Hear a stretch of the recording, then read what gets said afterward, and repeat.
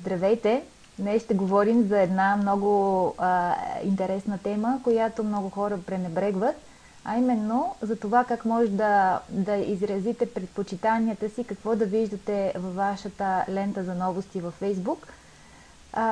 Аз съм Весела Парванова и съм треньор по придвижване на бизнесите в Фейсбук.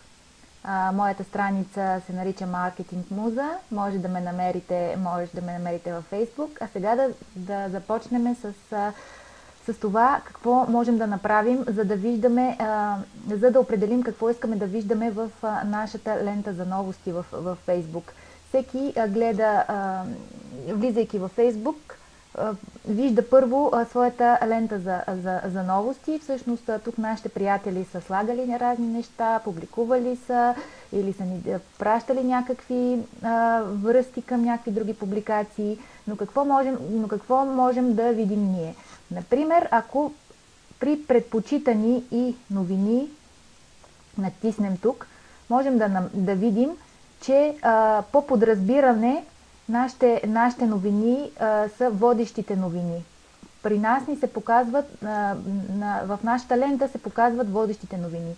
Аз мога да реша, че искам да ми се показват най-новите, независимо от това дали са водещи или не. Просто ми се показват най-новите.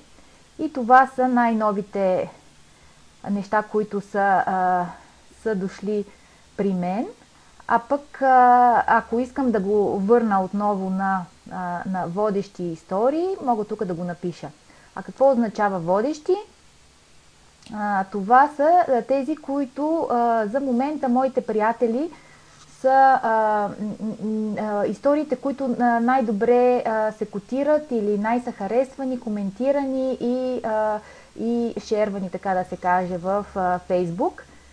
Така че преценете какво искате да виждате и може да настроите от тук вашата лента за новости. От мен Весела, от моята страница Маркетинг Муза и от моите лесни уроци. До чуване и до нови срещи!